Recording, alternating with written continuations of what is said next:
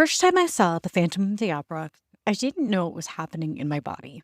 I just knew that I felt seen. The chandelier, the music, the moment that Christine sings Wishing You Were Somehow Here Again, and I felt this ache in my bones. It wasn't just theater, it was a recognition. The mask, the obsession, the fear of being too much, and the longing to be chosen anyway. This episode is deeply personal because it's about the voices that we bury, the masks that we build, and what it means to find ourselves in shadows. Welcome back to the next episode of the Mastered Narrative series here on the Nostalgic Neurodivergent. I'm your host, Corey, late diagnosed ODHD mom and Phantom fan. For neurodivergent kids, especially those of us who grew up trying to please everyone, masking wasn't optional. It was part of our survival strategy. We learned to perform being normal, to tone it down, to get it right. And like the Phantom, we built entire worlds beneath the surface.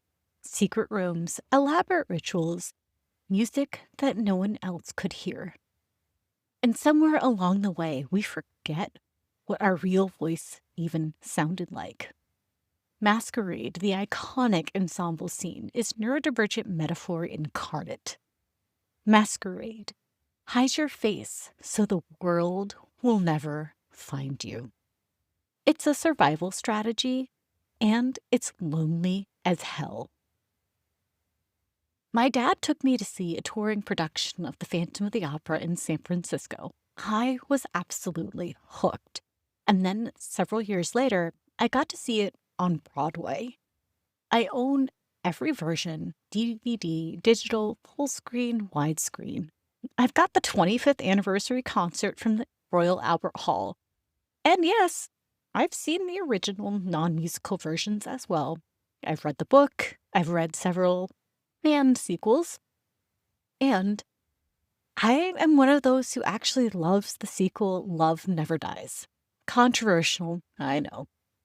I've always seen Eric and Christine not as a monster and a victim, even if they were, but as two people who were shaped by trauma, longing, and misunderstood intensity. And for me, that is identity and that is neurodivergence. The way that Eric hides between the genius and the rage, and then the way that Christine doubts her own voice until someone else demands that she use it. The way that grief pulses underneath every note. And wishing you were somehow here again? Yeah, that hits harder even now, because my dad passed away in 2020. So I hear it now, and I'm no longer just that wide-eyed girl in the velvet seat. I'm the woman navigating grief as a permanent undercurrent. I'm the daughter who still wants to pick up the phone after a big win, or when I need to cry. And I'm the creator who holds my father's love of story in everything that I make. That song to me just isn't about death. It's about the longing for someone's presence, the aching space where someone used to be, and the quiet, unspoken hope that maybe, just maybe, they still see you. My dad was the first one to introduce me to this story. He got me to the music, the theater, and the magic. And now, every time that I press play, it's like we're meeting again in the music. The mask served a purpose, but it's not the whole story.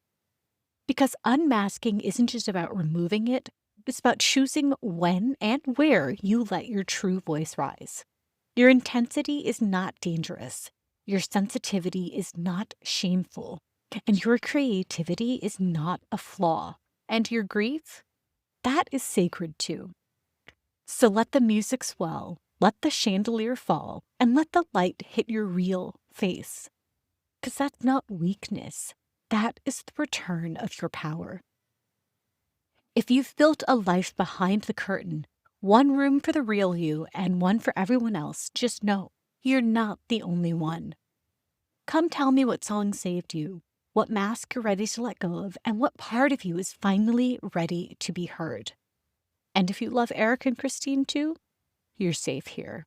I'll talk to you again soon.